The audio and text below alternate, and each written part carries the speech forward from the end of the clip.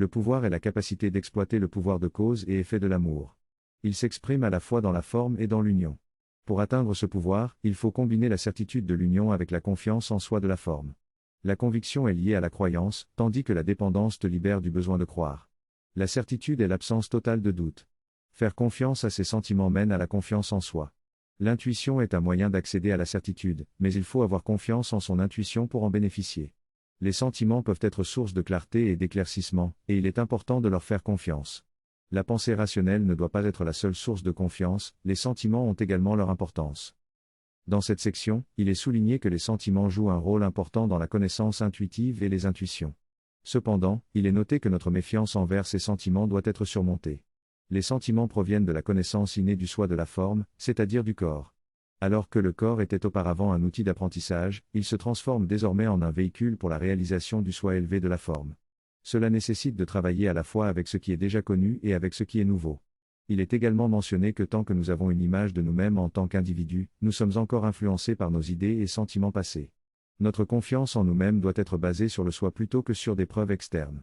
Il est donc demandé de faire la distinction entre la certitude que l'on ressent dans l'unité et la confiance que l'on a besoin de ressentir dans le soi de la forme.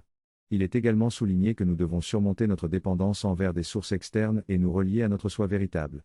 Enfin, il est expliqué que l'auteur parlera désormais à travers la voix de la conscience du Christ, ce qui symbolise la connexion profonde avec notre propre conscience.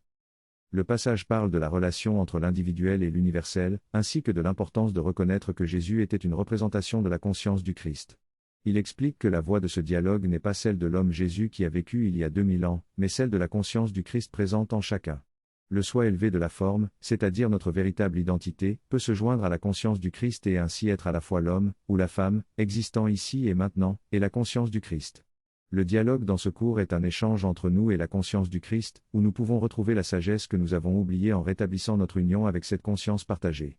Le passage souligne également le rôle des sentiments et invite à envisager notre soi élevé de la forme comme étant similaire à notre état actuel, mais en paix et libéré des contraintes du C. Or, finalement, il nous encourage à réfléchir à la façon dont les personnes décédées pourraient ressentir notre état actuel et rappelle qu'elles continuent de nous influencer, même après leur mort.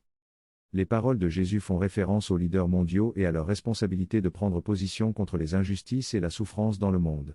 Il souligne que les saints et les anges sont également guidés par des sentiments de compassion et de miséricorde, les poussant à défendre les opprimés et à s'opposer aux leaders populaires lorsque cela est nécessaire.